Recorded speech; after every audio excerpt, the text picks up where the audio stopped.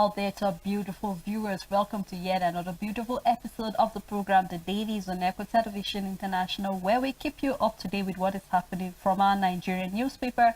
And a happy Easter to your viewers out there. I am Senna Elisha Dashiome, and Rachel Tazi, as usual, is my co-host. Good morning, Rachel. Sarah. How you doing? I'm fine. Happy Easter. Same to you. How was it for It you? was great. Thank you so All much. right. A time where we share love and, you know, a time where we let people know the reason for the death Sure. of Christ. So I was really excited and actually got time to reflect. So I think I course. really enjoyed my The Easter. Easter message is always a powerful one. It's the reason why you and I can smile and have hope.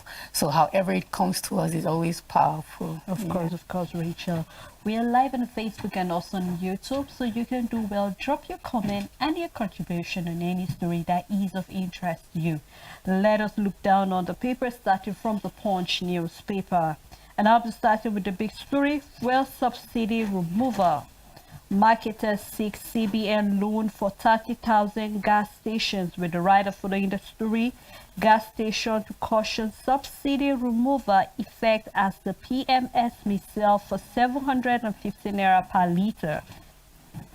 Need to want end to subsidy. NLC to meet incoming government over the removal date.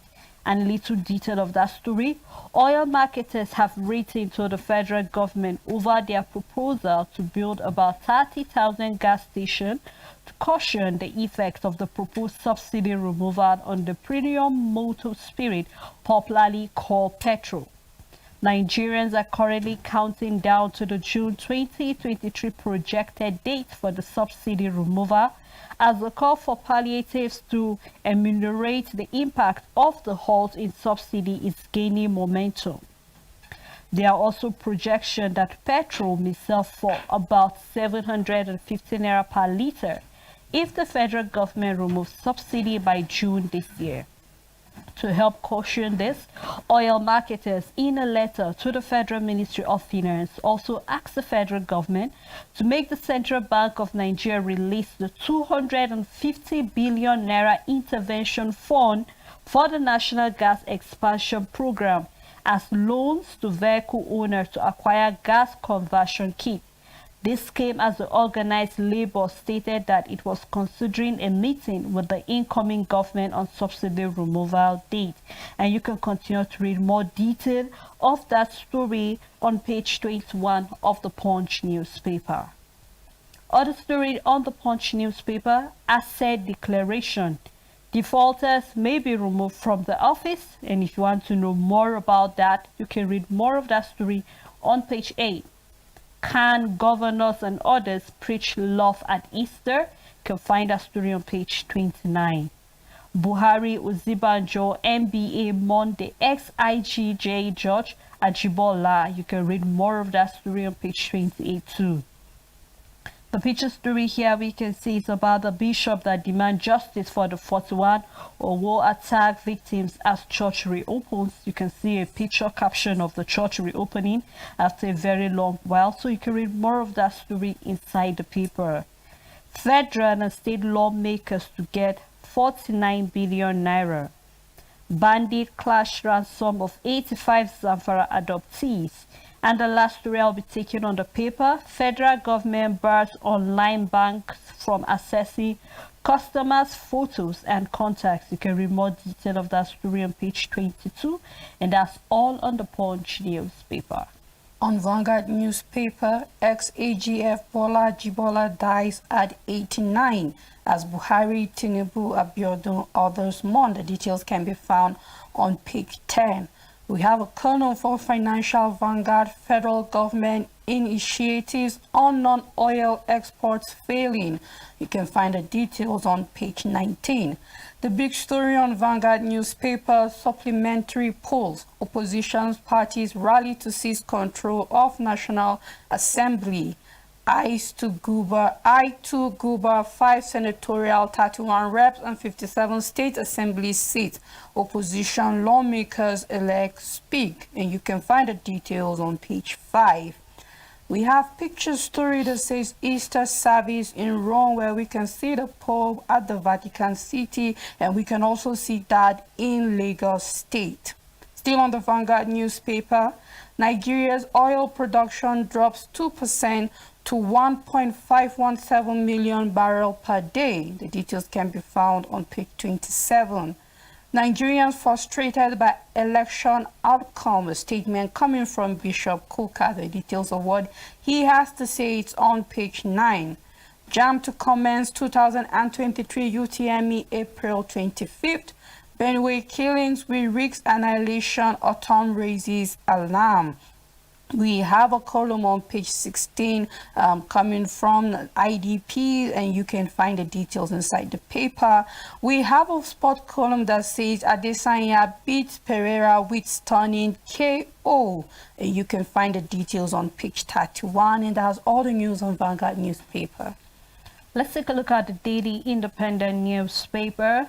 Serap CGID sue Buhari and NBC over the 5 million naira fine against Channels Television. You can read more of that story on the front page and inside the paper. Khan urges Nigerians to work toward a brighter future for the nation. And we have a presidential election petition, which is captured as a big story. Nigeria's future depends on your judgment, Kuka tells judges. RSA registration per PFA for the fourth quarter of 2022 rises by 69,889 subscription. You can find more of that story on page 29. Supreme Court asks INEC to recognize Nguja as the APGA national chairman. You can find that story on page 29. And coming from the PEBEC's subnational intervention, taking ease of doing business reforms to all Nigerians. You want to know what is all that about? You can find that story on page 25. JAM fixes new date for the 2023 UTME. And we have fragile recovery, rising debt weaken Nigerians' growth. You can start reading that story on the front page and more on page 2. 15 people burned beyond recognition in Enugu auto crash. It was really a sad Easter for those people. And you can read more of that story on page 6. We have a picture story, so you can do well, grab the paper and read more detail of any story that is of interest to you. On Nigerian Tribune, Prince Bola Ajibola, 1934 to 2023. Buhari, Tinubu, Atiku, governors Owolowo, Dosumo, others paid tribute. Obasanjo, Osoba, Ogun deputy governor attend burial. My father was passionate about Nigeria's unity, a statement coming from his son, and the details can be found on page 25. Traffic chaos looms as trucks besiege Lekki port for cargoes. Absence of holding bay worrisome coming from truckers. Electronic call-up coming soon. MPA is assuring us, and you can find the details on page 6. The big story on Nigerian Tribune, National Assembly presiding officers, APC governors may open talks with aspirants. Gang up against Southeast Tickings, group cautions northern contestants. PDP eyes National Assembly presiding officers post. The details can be found on page 23 and 24 of Nigerian Tribune. Banks network failure, fraudsters target customers migrating to digital payment wallets as App Zero network failure increases. Proposed bill on doctors won't see light of the day coming from NMA. It will paralyze medical profession coming from a medical student. And for those of us who could be affected by this bill, you can find the details on page 5. We have a picture story 10 months after Owo Church reopens amid tight security. We have a picture where we can see those who survived on wheelchairs, and we can see the members in church observing the Easter. You can find the details on page 5. Kuka to Buhari, I don't know whether you are fulfilled as president. The details to that statement can be found on page 24, and that's all the news on Nigerian Tribune. Right, let's take a look at this day newspaper. Starting with what the governor of Benue State says: we will not be provoked into taking up arms against anyone with the rider Atiku condemns Benue Zamfara killings, urges federal government to protect citizens. Police confirm escalation of banditry in Sokoto. Informal sabotaging our effort, military official hints. You can find that story on the front page and more inside the paper. Will 89 expected asset Nigeria to top Africa's upcoming oil gas projects by 2027? To me, that's a question. So if you want to get answers to that, you need to go deep into the page of this day newspaper and read detail of that story.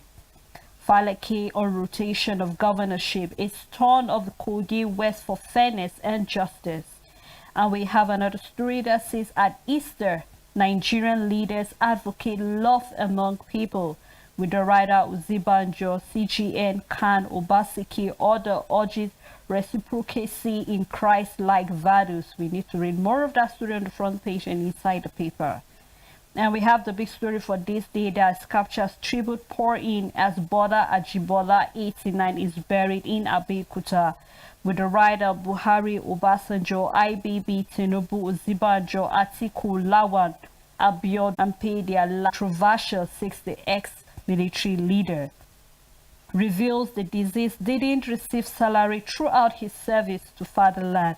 Read more of that story on the front page and also inside the paper. We have the picture story here where we can see some of the, statesmen and, politicians that were, ably represented during the, the burial. And also we have a caption here that says, World Bank advocates debt restructuring for poor countries. You read more of that story inside the paper, and that's all in this day newspaper. On Nature News, federal government intensifies efforts to make FCT open defecation free. The big story, stakeholders blame climate change for unrest in Nigeria's northwest. We have a picture story where we can see people holding climate change is real, desertification is a disaster. The downside of the paper, activists decry oil drilling in Nasarawa, Bauchi amid energy transition. Niger Delta creeks, troops destroy 50 illegal refineries, arrest suspects. Benefits of consuming cocoyam, and you can find the details on page 15. At the right side of the paper, Coca-Cola funds NGO initiatives on effective waste management system in Nigerian universities. Food scarcity remains in dangerous position, a report coming from FAO. You can start with the story on the front page and continue on page 5. At the downside, for mixed martial arts sports lovers, Adesanya gets revenge and knocks out Pereira. You can find the details on page 21, and that's all the news on Nature News.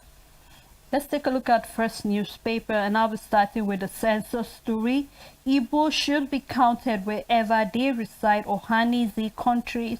I take that story. Census Igbo should be counted wherever they reside. Ohanize counters IPOP appeal to Igbo not to leave Lagos. You can find more of that story, and I think this was clearly stated coming from the NBA. That's the National Population, Census. He said that wherever you are, you'll be actually counted. You don't need to leave wherever you're residing. So this is not just to the Igbos, but to every other person. Yeah. Wherever you are residing in Nigeria, you'll be counted, and then you'll be ably represented. So you don't need to worry about that. Yeah. Still on first newspaper, Inamani to Indibo, shelf emotional sentiment and support Tinubu. Find more of that story inside the paper. JAM fixes new date for 2023 UTME. The big story that is mostly on most of our papers, what Tinubu must do from May 29, coming from Bishop Kuka, says incoming administration must keep Nigerians alive before embarking on fulfilling electoral promises. New president must address core issues facing the country. He must establish strong foundation for social justice, equality, respect for human rights, cleric praise. God guides Buhari in retirement as Nigerians reclaim their country. To look into, because if we are looking, because from the paper it looked like it's going to be in June, even though we know there is speculation that the first subsidy will be in May, that is before June, but from the looks of the maybe because of the handing over and all of that, It's been in June, and no wonder we can see marketers are saying that they need about 30,000 fuel stations. But I think above the fuel stations, we've been talking about having our refineries back. We've been talking about keying into non-oil sectors, because that is where the money is. Let's not be deceived and feel that most of our money is coming from the oil sector, even though I know that is what is keeping the country presently. But I think we need to go back to the way things were back then, before we discovered the oil, where we had our palm oil, we had our coal, we have other natural resources, we have our rubber, we have our textile industry, we have various, natural resources that we can use to manage our country. And we can see that already here, Bishop Kuka is calling on the president-elect what he needs to do. And first and foremost, what I got here is the fact that he must keep Nigerians alive. We will not be biased when we see that we've seen lots of killings going on for this past over 8 years, because even before the present administration there were killings, and then the killings keep getting worse by the day, and we begin to ask questions, what really is the problem at a time like this? Because one thing we always try to remind our leaders, whether you are a governor or you are a president, is the fact that your number one responsibility is to protect lives and properties. That when you are able to score at least 90%, or let me just take it down to, let me leave it at 90%, Rachel, that when you're able to do that, then we know that Nigerians will applaud you that things are well, because if you're able to protect lives and properties, agriculture will not suffer, because definitely the farmers will be able to go back to their farms.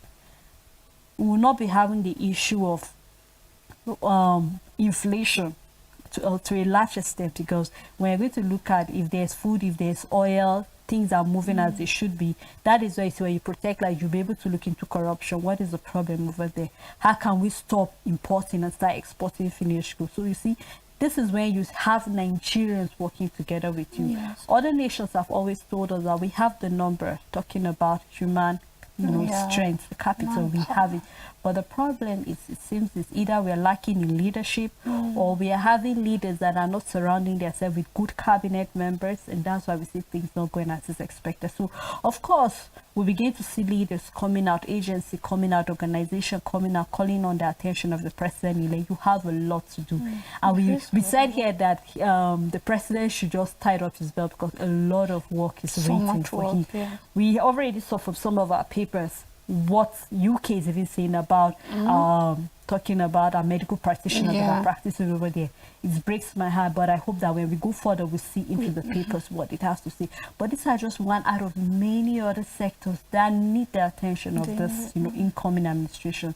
So we hope that all of these promises we saw in the manifestos will actually see it being worked real time, because it's one thing for you to promise, but it's another thing for you to walk the talk, because that is what Nigerians want to see you. We are tired of the talks. Right now, we want to see you walking. So we hope that with what Bishop Hooker have said and many other stakeholders that are holding them responsible, every Nigerian is holding them responsible, because I keep hammering on the point, the fact that our leaders need to realize that they are servants. You are there to serve. So it's not about your own personal interests, it's about the interests of Nigeria as a whole. So we hope that with all of this, the president-elect, his administration as a whole, will know that there's a lot of work to be done, and we hope to see him walking the talk. Yes, definitely the incoming administration has a lot of work. However, I just hope that they'll be able to channel that energy the right way and then the right direction, because when it comes to our economy and the system, there are certain sectors that automatically thrive when the other one is functioning well. For example, we can use our health sector and our education sector. These are sectors that depend on other revenue generating sectors for them to thrive.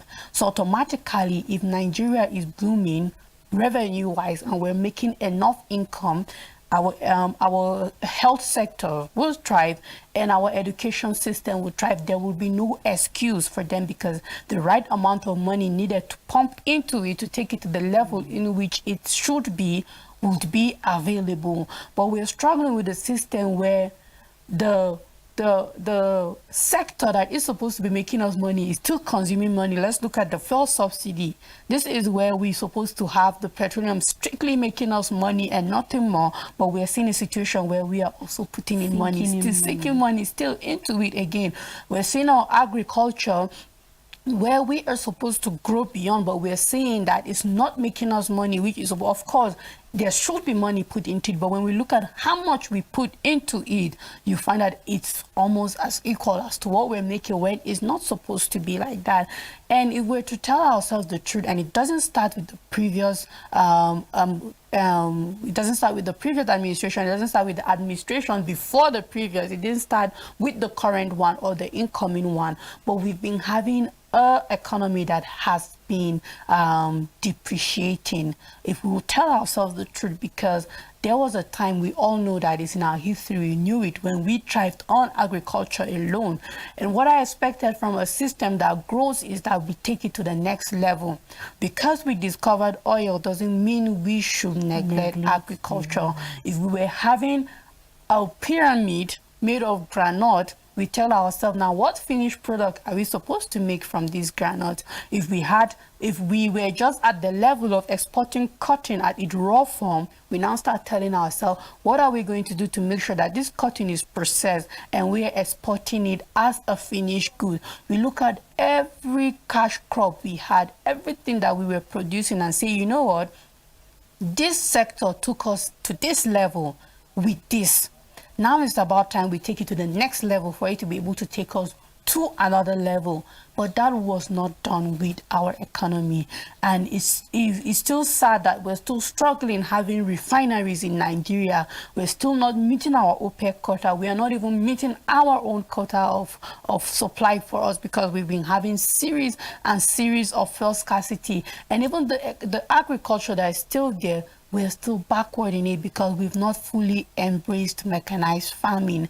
And if we're to talk about it, we will see that truly we've been almost at the same place, or have barely moved when it comes to how our economy should have evolved and become better. I'm looking forward to an administration that will come in and take us to the right direction. It is a lot of work, but you need to know what to do, where to channel your effort, because just as I said, if our fuel should thrive, if agriculture should thrive, if every other sector that is in charge of generating revenue for us to thrive, then automatically our education system will not suffer, and even the medical sectors will not suffer, because these are all sectors that need money, and then automatically it boosts other sector of the system. And because I agree with you, Rachel. You know, even though you said some of our sectors, like the health sector, we have money being pumped in, but do you know, it was surprising that we have countries where they send their doctors to other countries and they make money out of the doctors. They do. So you see, we can go to that level only we do the right thing, just like you say. So we just need to target the right sector that really will fetch us so much money, because everything is about business, Rachel. So we really have to be business minded in everything that we do. Let's do the other story still on the first newspaper, where we have FRSC returned 27.1 million naira recovered at accident scene to victims' family. I'm happy to hear that's coming on our papers. We hope to see more of that being done. 5 million naira Channels TV fine. Bond petition minister wraps the NBC. 10 months after attack, Uwu Church reopens. You can find more of that story inside the paper. NDLEA arrests Suriname's with 9.9 kg cocaine concealed in condoms. You can find more of that story inside the paper. And that's all on first newspaper. On New Telegraph, from AFCFTA, Nigeria's export to African countries hit 7.55 trillion naira. FAAN oil marketers bicker over new tax regime. The details can be found on page 17. Former AGF Bola Jibola dies at the age of 89 and has been buried. You can find the details on page 4 and 30. Senate indicts Budget Office for unlawful approval of 19 billion naira to MDAs. $800 million World Bank facility not solution to fuel subsidy problem. This is coming from HEDA to the Minister of Finance. You can find the details on page 26. JAM fixes new date for 2023 UTME as rescheduled mock exams holds tomorrow. The big story on New Telegraph, Tinubu's cabinet payback time for northern APC governors overrules in presidential primary Wike to nominate a minister. We have Ganduje, Wale Edun, penciled down to FCT finance ministers Badu, Fayemi, Namani on ministerial list. The details can be found on page 226 and 29. We pray God guides Buhari in retirement, a statement coming from Kuka. 10 months after attack, Owo Church reopens. Lawyer seeks review of timeline for petitions hearing. The details can be found on page 14, 16, and 26. Stakeholders set restructuring agenda for Tinubu ahead of May 29 inauguration. 10th National Assembly leadership, Opabio may drop ambition as APC set to zone Senate presidency to Southeast, Speaker to Northwest. The details can be found on page 25 and 29. At the downside of the paper, we have a study that links apathy to Alzheimer's disease. The details can be found on page 26, and that's all the news on New Telegraph. Right, thank you, Rachel. At this moment, we're ripe for a break, so we'd like to take a time out so we can open the phone lines to our viewers. Remember that we've been looking at various stories on the papers. We've seen what Bishop Cooper is actually tagging the president-elect and his administration what to do. We've seen marketers have asked CBN to give them a loan so we can have over 30,000, fuel stations open across the country. These and many other stories is what we have been looking at on the paper. So when we come back, we will open the phone line so you can call us in. Please stay tuned.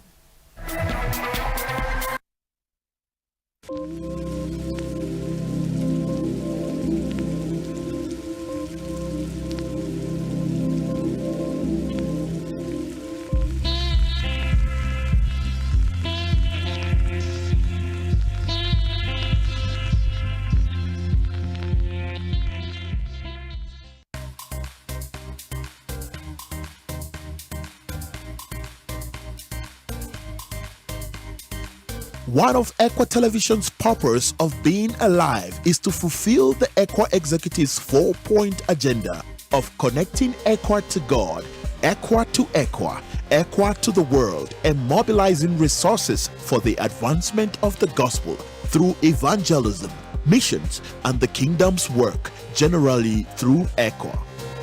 Equa Television International is live 24/7, preaching the gospel of salvation and truth to the world. Pray for Equa TV, support Equa TV, be part of Equa TV. Keep watching Equa Television International, the winning station.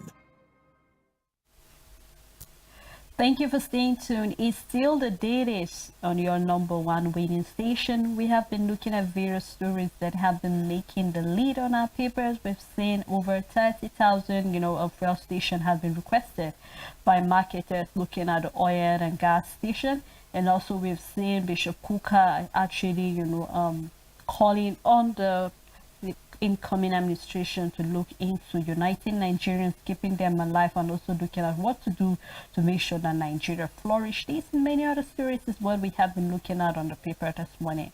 Our phone number is displayed on your screen at this moment. Please do remember to call us, turn down the volume of your TV so that it is very important for us to actually hear you clearly and also for other viewers to hear you clearly, because we're really interested in what you have to see. And please, let's remember to use a very good and civil language. No insults, no abuses. Just go straight to the point, what you need to air, and remember you have just 30 seconds to do that as other callers are queuing up on the line to actually air their views. As they have Rachel Tanzi with me in the studio. Thank you, Rachel, for talking with me. All right, let's take a look at the Guardian newspaper. UK revisits foreign health workers recruitment, returns Nigeria to the red list countries, with the rider outrage over bill mandating 5-year pre-licensing practice for Nigeria-trained doctors. Bill Pauley research reels out inaccurate figures. Federal government brain drain committee report not implemented, group inactive for months. If bill becomes law, government officials should also stop medical tourism, coming from Tomori. And I'd like to read a little detail of that story as it's very dear to my heart. The United Kingdom has placed Nigeria on the red list of countries that should not be actively targeted for recruitment by health and social health employers. This is coming 1 month after the World Health Organization listed 55 countries, including Nigeria, facing the most pressing health workforce challenges related to universal health coverage.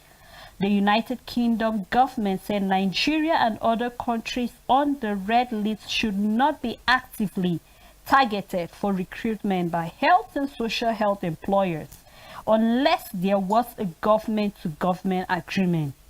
According to the information obtained from the website of the UK government titled Code of Practice for the International Recruitment of Health and Social Care Personnel in England, it said country identification follows the methodology contained in the 10-year review of relevance and effectiveness of the World Health Organization Global Code of Practice on the international recruitment of health personnel. And you can continue to read more detail of that story. And Rachel, the reason why I said the story is dear to my heart is the fact that, if you will recall, throughout, I think, mid last year down, we've been looking at brain drain, JAPA, especially coming from our doctors. Yes. Let me just say the medical field, because it wasn't only the doctors. We had even nurses, lab technicians leaving the country. And other, people of other, your profession were also leaving. And here we're seeing that we have been set on the red alert. Just, I think there was a paper we saw where there was a bill that was signed. In fact, it has passed the first reading. And when I saw that bill, it broke my heart that we said Nigerian doctors cannot leave Nigeria to another place except they have practiced for like about 5 years before going. And we can see that the last write on the paper here said if the bill becomes law, government officials should also stop medical tourism. Of course, Rachel, you will agree with me that nobody patronizes medical tourism more than our public office holders. True. I remember there was a bill that came that said that public holders should not send their kids abroad while still on seat. And I remember the body language that came from the members of the House. In fact, the member that, wanted to sponsor that bill was shut down. I said, you should sit down.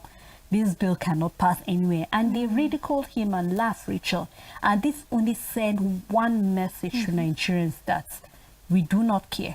People made comments, especially when we had the Russia-Ukraine crisis. We saw the swift measure that came from the House of Representatives to actually go and get our kids back to the country. But what are we doing about our own educational sector? Educational sector in the country. Let's take a look at the health sector. We have them going over there as little as checkup, just to check your tooth, just to check your eye, just to check your ear. And then we have our health sector suffering over here. We can't do anything. There was a paper we read, I think, about a month or two ago, where we saw that some of our nurses were found with fake license to practice, Rachel. That only sent one. And of course, people came up with different, reasons why we had so, because people felt that the environment was not conducive, and that is why we had them leaving the country. But as a country, what are we ready to do? There are some standards that have been placed. From what I read, you actually saw some of the criteria that have been given, and I think that this is only sending one message to us, that we need to fix whatever is broken here in the country. We have hospitals that belongs to the government that are on strike. And if you check the reason for the strike, it really, really pains you so much, Rachel. As little as there was no light, or maybe the hospital did not pay the NEPA bill, and so the light was cut.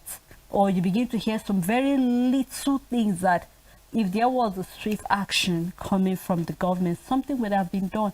And this only makes you wonder, why is it that each time we have a sector that belongs to the government, they don't take care of it? But the moment it's been sold to maybe an individual, a private sector, we see people taking good care of it. And that only said that somebody somewhere is only interested in his own personal interest and not in the interest of the country.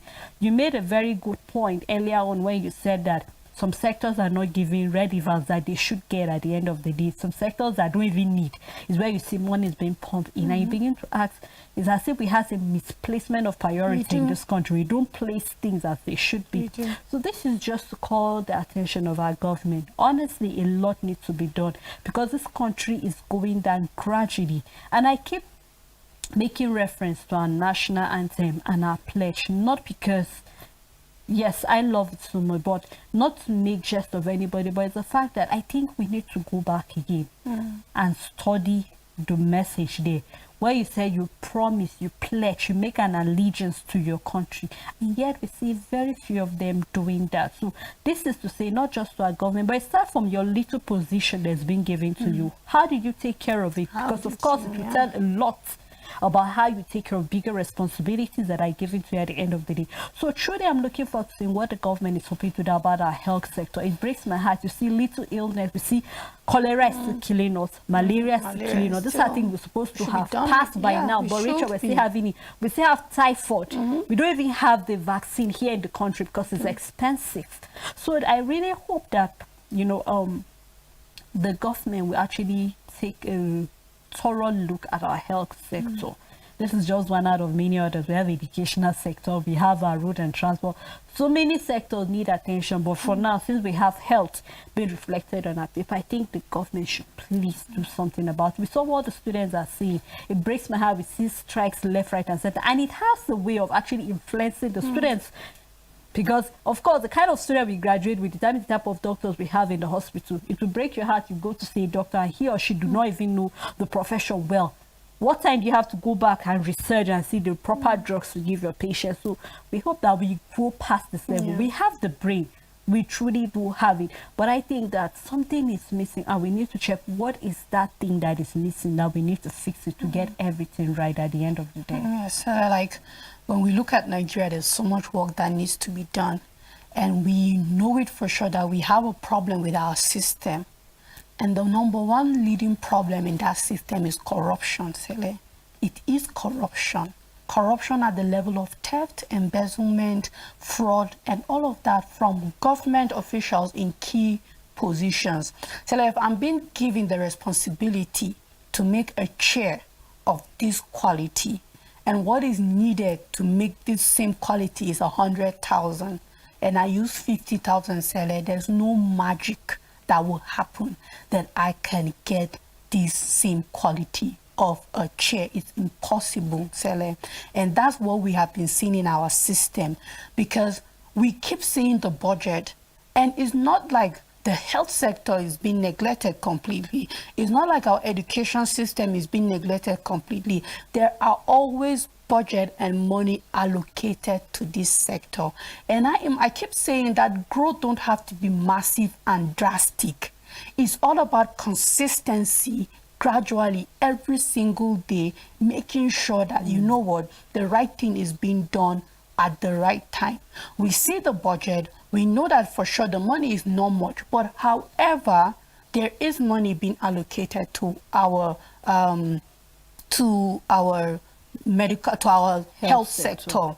However, we never have accountability, Sele, in this country. We never have check and balance. This road completed at the time it was being done.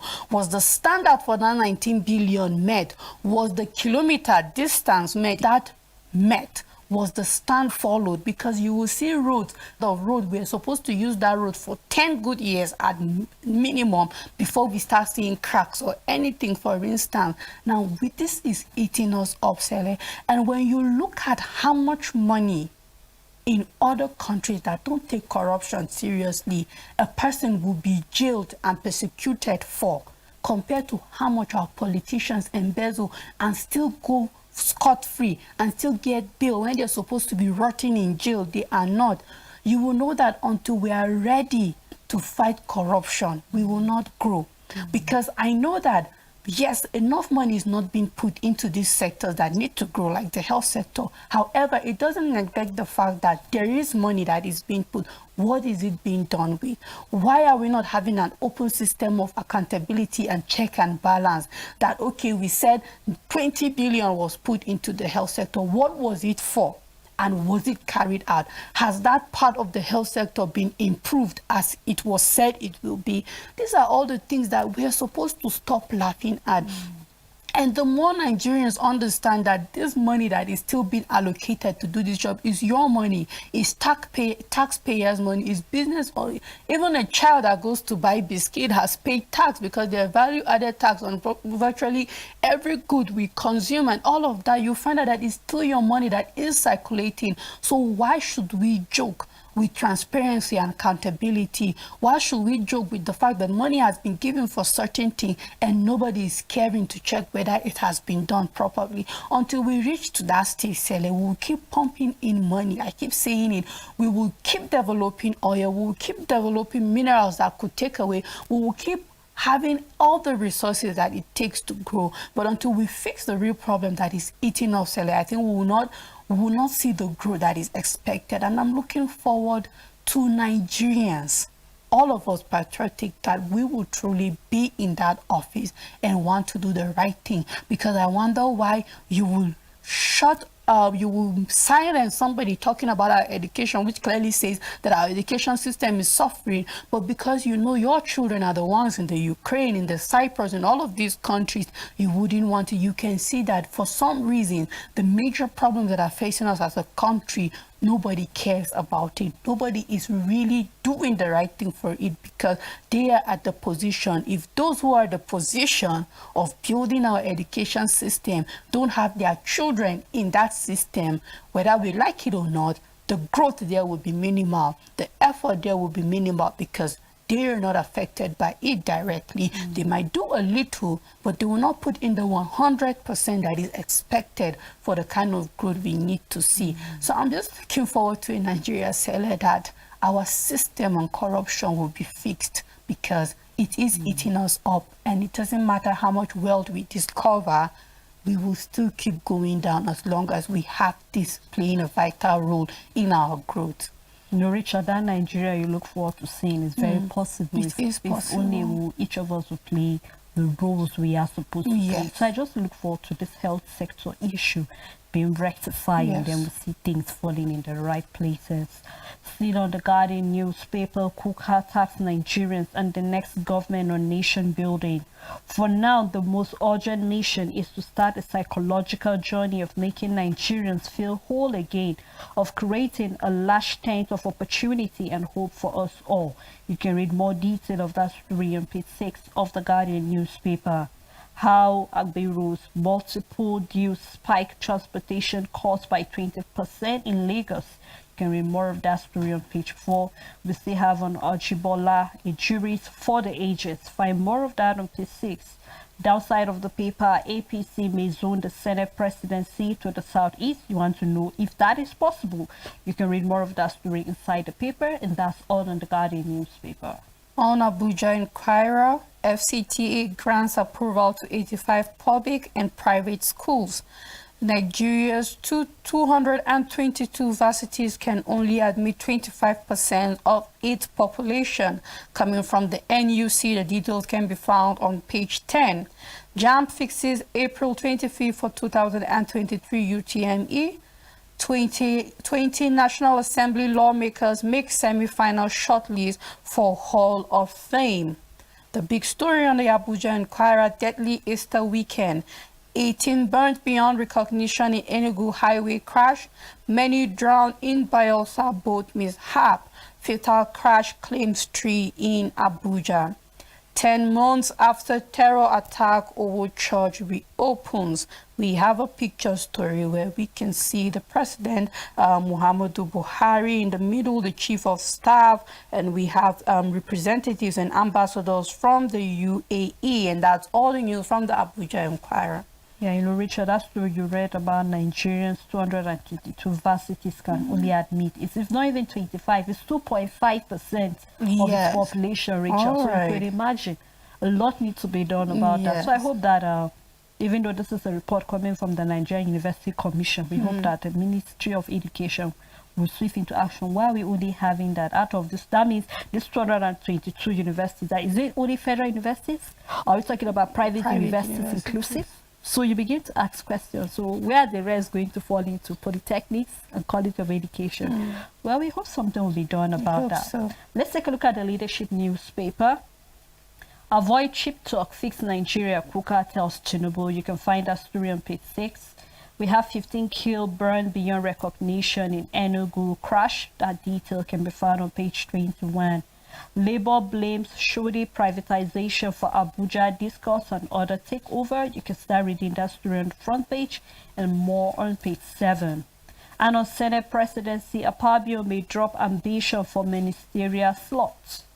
The big story, concern over renewed terror attack after 2023 polls. Security expert for president marching order to serving chief without results. They are already writing their handover notes. Surviving IDP's desert camps in Benue. You can read more of that on page 4. Uzibanjo governors can rejoice with Christians at Easter. Journalists, writers launch book on Uzibanjo April 28. And we have President Muhammadu Buhari, IBB, Atiku, Governors Monday, ex-Justice Minister Bola Ajibola. And we have picture story actually showing that, where we can see the wife of the president and also the wife of the vice president, together with the vice president, the wife of the secretary to the government of the federation. And we also have at the Easter Sunday service in the Aso Vida yesterday. That's all on the leadership newspaper. On Business AM, analysts outline political, monetary, fiscal policy expectations ahead May 29. We have finance and investment, Nigerian banks and the global crisis, intelligence, inside a year of resilience and grit. This is a 2023 report you can find on page 4. Dan Camp's shareholders 340 billion naira win. The big story on Business AM, earning geographical spread rates to shape bank's 2023 performance. Analysts say it's a year of resilience, grit for positive earnings.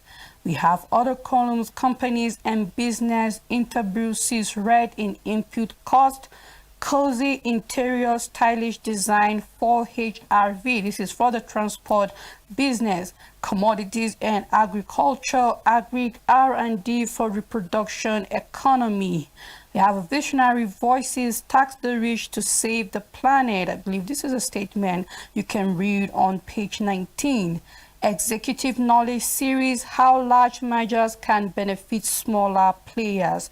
You can find the details inside the papers on page 15 of the Business AM, and that's all the news on Business AM. Well, Rachel, that's how far we can go on the program this morning. You can see that this last paper actually did a caption of everything we have said. We hope that we look into our news, our finance, our investment, where we need to invest to actually create more wealth. Thank you so much to all our viewers. Thank you so much to the crew members and also to our supporters and their co-executive. Until we come your way again, to have a blessed day ahead.